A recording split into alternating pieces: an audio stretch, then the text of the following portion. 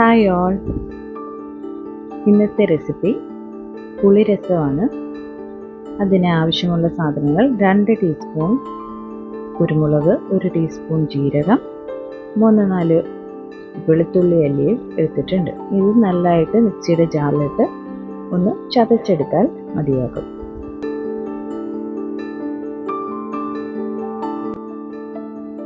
ഒരു ചെറുനാരങ്ങയുടെ വലിപ്പത്തിൽ പിഴിപുളി എടുത്തിട്ട് അത് ചൂടുവെള്ളത്തിൽ അലിയിച്ച് എടുത്തിട്ടുണ്ട്.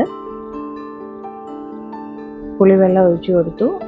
കുറച്ച് കറിവേപ്പിലയും ഇട്ടിട്ട് ഇനി ഇത് തിളപ്പിക്കാൻ ആവശ്യമായ വെള്ളം ഒഴിച്ചു കൊടുക്കണം.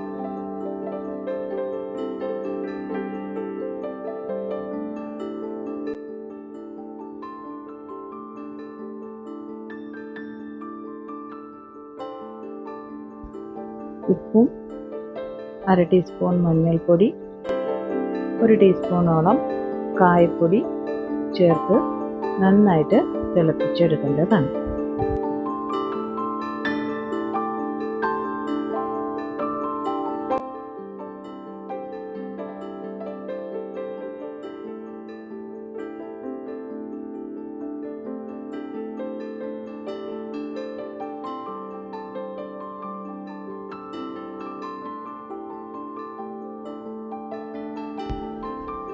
നന്നായി തിളച്ച് വന്നിട്ടുണ്ട്.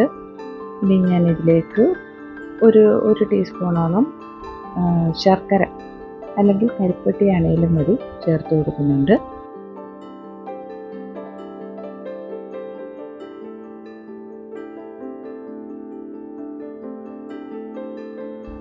തിളച്ച് വന്ന രസത്തിലേക്ക് ഇനി ലാസ്റ്റായിട്ട് വറ്റൽമുളകും ചെറിയ ഉള്ളിയും കറിവേപ്പിലയും കൂടെ കടുക് പൊട്ടിച്ച് വറുത്ത് ചേർത്ത് കൊടുക്കുന്നുണ്ട്.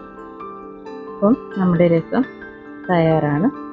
തക്കാളി ഇട്ടും രസം ഉണ്ടാക്കാം, മല്ലിയിലയും ഒക്കെ ചേർക്കാം. ഇപ്പം ഞാൻ മല്ലിയിലയൊന്നും ചേർത്തിട്ടില്ല. ആവശ്യമെങ്കിൽ ഇത് ഒന്നുകൂടെ തിളച്ച് വരുമ്പോഴത്തേന് ഇതിലേക്ക് മല്ലിയിലയും ചേർത്ത് കൊടുക്കാവുന്നതാണ്.